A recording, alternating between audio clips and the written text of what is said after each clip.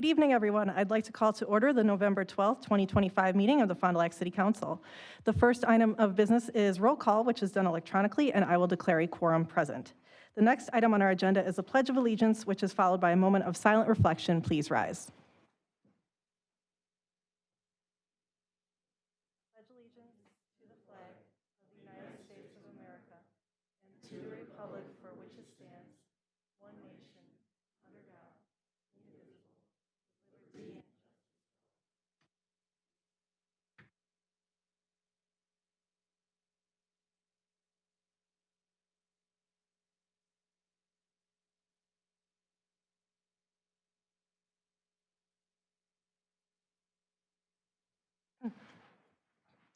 Next on our agenda, we have a proclamation congratulating the Salvation Army of Fond du Lac for 135 years of service to the Fond du Lac community. So if you'd like to join me down in the front, I will meet you down there.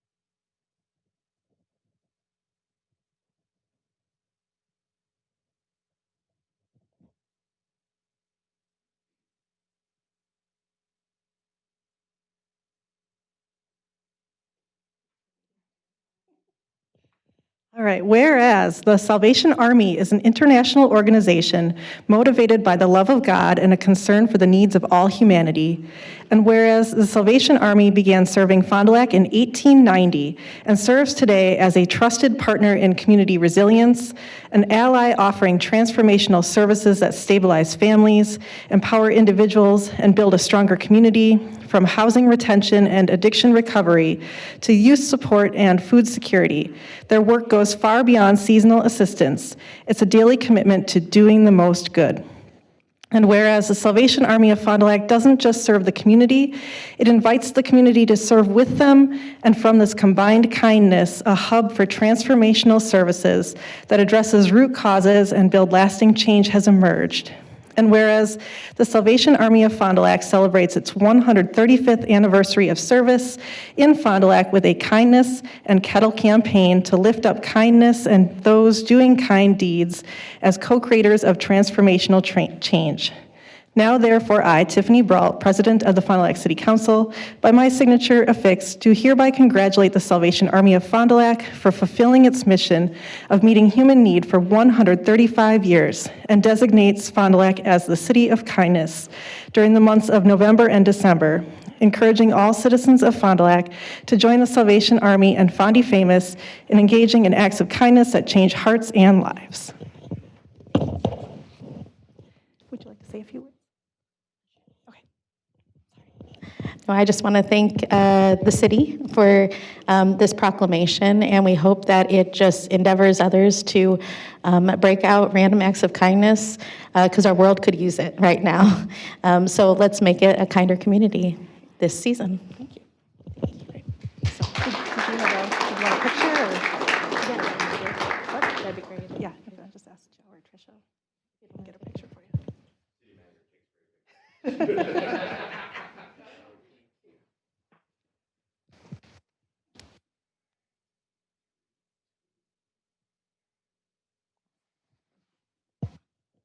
All right, now I'll actually invite City Manager Joe Moore up for a recognition. So thank you so much. Thanks. Luis, could you come forward? Tonight's a special night because we get to pay tribute to Luis Gudex. So the Salvation Army has been here 135 years. And if I did the math, you've got 46. So that's quite something. But, you know, a tribute can be something like, thanks for all you've done for the city. You've been great for the city. I want to make it more personal than that. Thanks for all that you've done for the people of the city. Luis started in 1979. President Jimmy Carter was president. It's a long time ago. And you've helped a lot of people since then. If you drive through our neighborhoods in the city of Fond du Lac, I challenge you to figure out which homes that Luis has procured, managed, and essentially assigned to people all these years. And those are thousands of people. And I think that the city council members who've served on the Housing Association board know that. It's a real special job that you've done. And so for all of those reasons, and many that I hope that you, when I give you this microphone, will list, we want to give you a key to the city. It's pretty rare we do this for somebody who's not an employee who's retiring, but because of what you've done for the city, we wanted to do this for you. It's a small token for 46 years. But Louise, thank you for all that you've done. We all owe you a lot, and so do the people who've lived in your homes.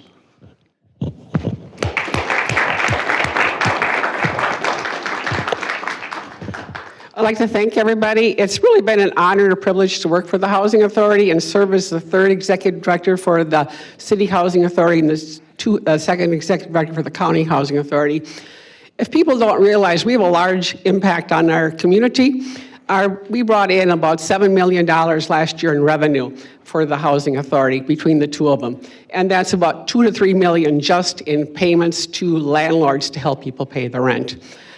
I'm leaving the Housing Authority in the middle of a big project, and I'm sure that John Godursky, who's the new executive director, and Dave Lefevre, who's the new maintenance supervisor, are going to be capable of taking care of that project. It's a $1.4 million project we're doing at Rosalind Apartments. We're redoing the plumbing, bathrooms, and stuff, and it cost a lot of money. It's been a good experience, and it's never been dull, never been boring. It's always been challenging. That's what's kept me there. And it's always been good working for the people and helping people out. Thank you.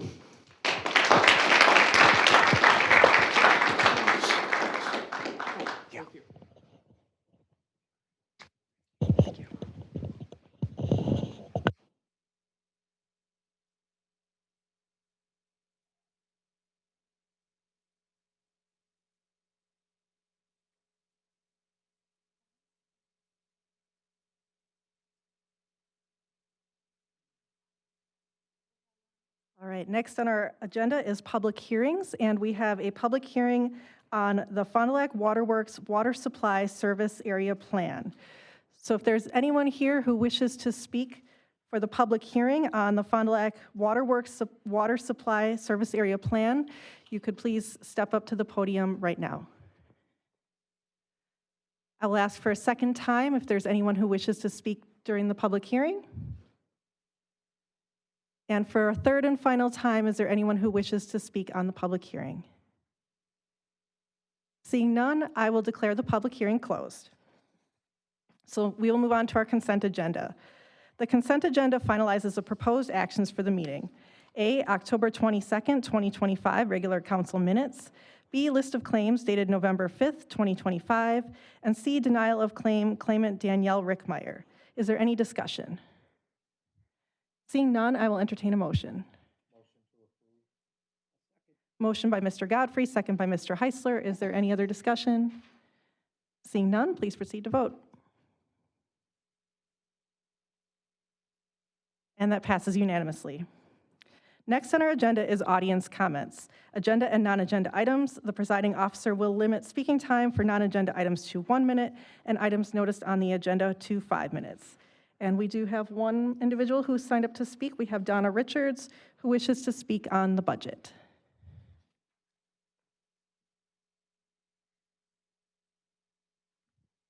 I feel like I made this into a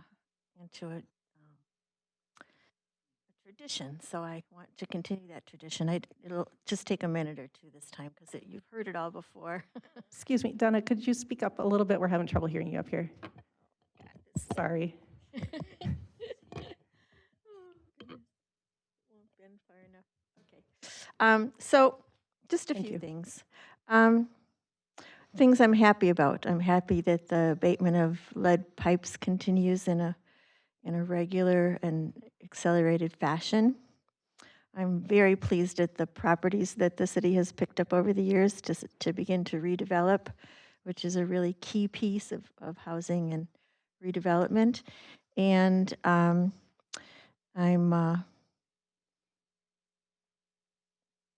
pleased at the extra emphasis on new construction of single-family homes. Obviously, we've been through this housing crisis that we're in, and it continues, and it is getting cold out, and there's an awful lot of people out there that are going to be cold this winter, and we still haven't dealt with the issue of the unhoused or even the short-term tragedies that could occur with some cold snaps. So I've actually put together a few notes. It's in the form of a draft, and I'll hand that out to each of you to just begin to look at, to think about systematic approaches to the crisis that we're in, and hope that you will consider them seriously. The last thing I wanted to show you was a chart. I don't know how many of you have ever gone to the Wisconsin Policy Forum's municipal data tool. Have any of you done that? Sounds like not. Yes, no, no. Okay, it's worth looking at. What you can do is you can put cities side by side and see their budget allocations compared to other communities. And so this is quite visual. I'll put this into the record, if there is a record. And basically, of the 10 communities that are the closest in population to us that are cities, we are the absolutely lowest in terms of expenditures for what they call general government, which is general government is legal, planning, community development, IT, all of that. On a per capita basis, we're at about maybe $75, $77 per capita for those expenditures. And the highest is the city of La Crosse at close to 150. So we're about half of that. And of course, on the bottom. So that's when I keep saying that we really are low on staff for the functions that we need, which my typical remarks are grant writing, communications, community development, parks activities director. I'm sure you can come up with some more yourself. We're still sadly, sorely lacking in that area, which is why we don't have as much activity going. The best city I ever worked at was Des Moines, and whenever we created a new project, we would do an analysis of how much staff time was needed to complete that project, and people were hired for that purpose. And I hope that that can be a practice that continues, because if you keep piling on to existing staff, you're not going to get done what you need, or there are going to be huge delays in time frames. And we really want to see North Main move. We really want to see some action on housing and homelessness and infill and light removal. And I'm looking forward to all of that with a new director coming on as well. But without an increase in staff capacity, it's going to be pretty hard for that person. It may even be impossible, because Diane was probably doing 3 jobs. But I'll leave you with that, and wish you the best. Thanks. All right, thank you. And that ends our audience comments. So we will move on to our action items. Action item A is resolution number 9207, a resolution adopting the final 2026 city budget, levying a tax and establishing fees. Our introduction is by our Director of Administration, Ms. Davey. Thank you. So this is probably my favorite council meeting of the year, because we wrap up 6 months worth of work on the budget. So I'd like to thank Tessa, all the departments, and then the council as well for all the work that we've all put into this over the summer since we started this process. So first up tonight is the resolution to do exactly what Ms. Brault explained, is to set the city budget for 2026. It authorizes our tax levy, and we establish the fees. So I'm happy to answer any questions. All right, thank you. Are there any questions from council? I am not seeing any, so I will entertain a motion. Oh, sorry. We have some questions over there? Okay, we'll start with, or Mr. Schisler, did you have some questions, or was? Just comment, want to say thank you for all the hard work. Thank you. And then Ms. Leering? I have something to say before we. Oh, could you, Yeah, just the cord. Yeah, I just have something I want to say before we adopt the budget. It's not a question, it's just, so I just want you to know that I respect all the hard work that goes into creating the budget. However, I don't think that this budget addresses the many important issues facing our community. We have a housing crisis and a need for entry-level and all types of housing here in our community. I'm happy to see that this is somewhat getting addressed in this budget with money for the new subdivisions. I just don't think that this is enough money, and the crisis is just going to continue. Another important issue is the homeless, some who have nowhere to sleep at night. I think having the AdvoCap building is a positive and helps greatly, but it's for daytime use. The situation is getting worse, and we need to get serious about addressing this issue, including looking at more housing first development as an option, and maybe forming a committee to come up with ideas, but we need to get serious about this. The Thieves property gets discussed, but there's no forward movement on that property. A really big issue is the former Sargento property in the North Main Street area, as nothing continues to happen with that area. I will hear something is in the works, which is something the community seems to know prior to council knowing. I had requested that we were made aware of some of the ideas coming to council ahead of time. Council members and community members have requested information on this, but have not been given any. This year, I don't feel like we have moved forward on addressing any of the big issues facing our city. The city lacks a vision.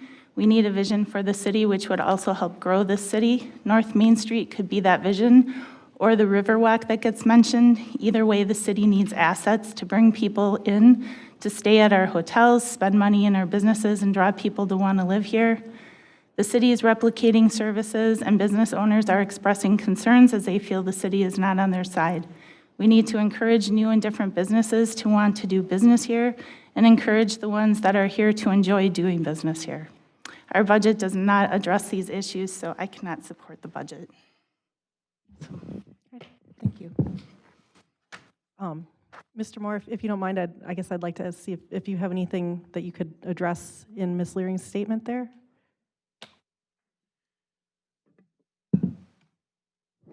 Yeah, I think that the investments that the city's made in housing in this year, 2025, and proposes to make next year in 2026, those are substantial investments. I sent you some photographs of those developments that are underway throughout the city, and that's pretty innovative what we're doing. I mean, the city is actually making investments along with the private sector to create those areas. And the progress made this summer in constructing was significant. The other area we have worked on is housing for people who need to afford housing. We talk about affordable housing. I think a lot of people hear that and they take a step back because they think that that's tax credit housing or some other term. Affordable means simply that you are in housing that costs you less than 30% of your gross income. That applies to me and all of you too. And I think we've done a good job in making progress in that area as well. So I respectfully disagree. I believe this budget does address the city's needs. And 1 year is not a solution for all time. This budget represents continued progress and continued improvement. Thank you. I appreciate that perspective. I guess the other thing I'd like to add is, also being somebody who's been concerned about affordable housing and how we're working to address homelessness in our community. A local government isn't necessarily going to be able to solve all those issues either, that we have to work with our partners, both in private industry and in the nonprofit world, because there's a lot of moving pieces all the time. But I see Ms. Learing, you have some more you'd like to add? Oh, sorry. Go ahead. Okay. Yeah, I guess the one other thing I was going to say is also I think we could consider a budget as a living document. You know, it's what we forecast we're going to need for the year to come. But if there are opportunities that arise, that's something that we can always amend if we see need that we can address. So, but Ms. Leary. So respectfully, I do know that you're taking steps to address it. And with me, I just feel like there's these major issues going on that are not being addressed. And we're not doing enough, like fast enough to address them because, I mean, I know this is for this upcoming year. I remember talking about it in a meeting a while ago, partnering, putting in things, infrastructure, and partnering with developers in order to help start solving some of this housing crisis. But I just feel like, and I think that's excellent, and I appreciate that, and I think a lot of people appreciate that, and it's a lot of hard work. But I just think we need to be doing more. We have to do something, and we have to do it soon because I was talking to a retired lady who, and this is just one example, who she is living on pension, right, with her Social Security. And her rent went from $700 to $1,500 in her apartment, and her pension's gonna run out soon. But where is she gonna go? So. All right, thank you. Are there any other questions from council at this time? Otherwise, I will entertain a motion. Motion by Mr. Heisler, second by Mr. Godfrey. Is there any other discussion? Mr. Heisler.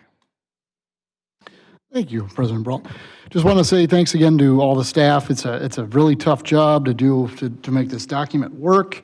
I'm very grateful for all the support, very thankful that everybody was able to do everything that they were able to do, and I enthusiastically support this budget. It's easy to get up on a soapbox and talk about all the things you want to do, but in all actuality, nothing else has been proposed. This is the best we've got and the best we've had in a very long time. I'm very happy with it, and I'm very excited to support it. Thank you. I just would like to echo Mr. Heisler's comments. Thank you to Mr. Moore, Ms. Davy, to all the department heads for all the work that has gone on for 6 months at least. Thank you so much for presenting this budget to us. And with that, I'm not seeing any other comments, so please proceed to vote.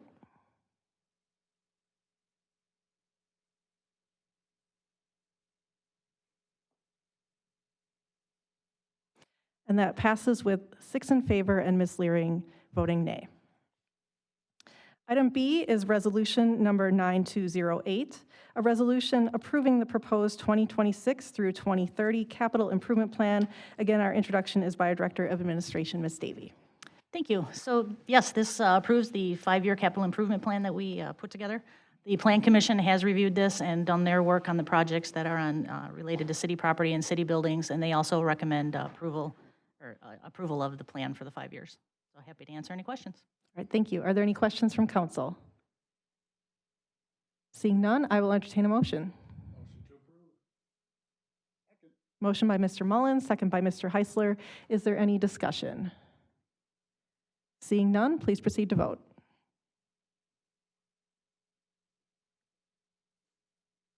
And that passes unanimously. Item C is resolution number 9209, a resolution adopting the 2026 Fond du Lac area transit budgets. Again, our introduction by our Director of Administration, Ms. Davy. Thank you. So the Federal Transit Administration, they provide funding for our transit department, and they have certain language that they require as part of a budget resolution for adopting the budget. So that's why we carve out this one and put it in separate. It does the same thing as the main resolution. It adopts the budget, adopts the fees, and provides the funding for transit for 2026. All right, thank you. Are there any questions on the transit budget? Seeing none, I will entertain, sorry. Okay, Mr. Heisler does have a question. Thank you. Sorry, Ms. Davy, can you just do a quick breakdown for me? And obviously, I don't ask you to get into super specifics, but rough percentage-wise, like what's federally given to us, and then what do we have to fund transit-wise? It's a, do you know that? It's a pretty significant portion, right? It's,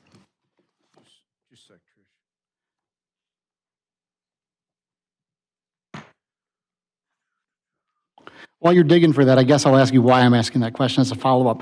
Is there any concern about any of that allocation as things continue to be a little unsteady, federal government-wise? At this time, no. Transit still has some of their CARES money left, some of their ARPA money. They had different rules and regulations on theirs where it didn't expire, like the money that did for all of our other operations. So they still have that little bit of a pool, too, to tap into. Excellent. If needed. Okay, that's all I needed to know. No need to dig any further. Sorry, Joe. So, well, to answer your question, Mr. Heisler, the transit operation's a little over 2 million annually. About 1.5 million comes from the federal government. Okay. There's also some that comes from fees, but it's very small for the, what it costs to ride. And then there's some revenue that comes from the advertisement on the buses themselves. Got it. Thank you very much. Appreciate you both. All right, thank you. That was a good question. Are there any other questions from council? Otherwise, seeing, can we wait and get your, Just on the last resolution, the 9208, that I meant to say nay, just so the you public. just want to change your Yeah, vote? just so the public knows. Yeah, I did that by accident, Okay. so Can we record? sorry about that. Yep, thank you. All right, did you have anything on the transit budget? Okay. All right, well, with that, I will entertain a motion. Motion by Mr. Schisler, second by Mr. Godfrey. Is there any other discussion? Seeing none, please proceed to vote.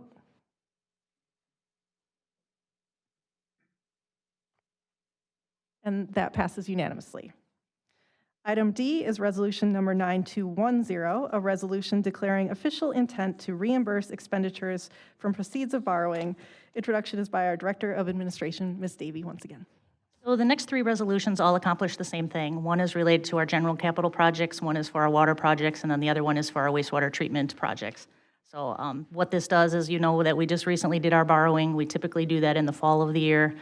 By passing these three resolutions, it gives us the ability to start these projects pretty much tomorrow if we wanted to, and then get all of our funding and stuff in place so that we could borrow next year. We get some benefits of that because we can get ahead of contractor schedules, kind of get on some of their schedules before they start filling up in the spring. And then it also allows us to dial in our borrowing to be more precise. So for example, if we have a $200,000 project that we think that's what it's going to cost, and a bid comes in at $150,000, then I obviously don't need to borrow $200,000. I just need to borrow the $150,000. So it allows us to do that and, like I said, get ahead on contractor schedules. So it's the same for all three resolutions, the same concept behind them. So I'm happy to answer any questions. All right, thank you. Are there any questions from council? Seeing none, I will entertain a motion. Motion by Mr. Godfrey, second by Mr. Mullen. Is there any discussion? Seeing none, please proceed to vote. And that passes with 6 in favor and Ms. Leering abstaining. Resolution number 9211, a resolution declaring official intent to reimburse expenditures from proceeds of borrowing for water. And we already had the introduction with the last resolution, so are there any questions on this specific resolution? Seeing none, I will entertain a motion. All right, motion by Mr. Schisler, second by Mr. Mullen. Is there any discussion? Seeing none, please proceed to vote. And that passes unanimously. And resolution F is resolution number 9212, a resolution declaring official intent to reimburse expenditures from proceeds of borrowing wastewater treatment. Oh my gosh, I don't remember what all those stand for. WTRRF. There you go. There you go. I thought I was going to say it, but we'll just go there. Okay, are there any questions on this resolution? All right, seeing none, I will entertain a motion. All of approval of 9212. Motion by Mr. Heisler, second by Mr. Godfrey. Is there any discussion? Seeing none, please proceed to vote. And that passes unanimously. That ends our action items, and we do not have any input items, so I will entertain a motion to adjourn. Second. Motion by Mr. Zimmerman, second by Mr. Heisler. This is not debatable. Please proceed to vote. Yep. And that passes unanimously. We are adjourned. Didn't mean to rush that, dear.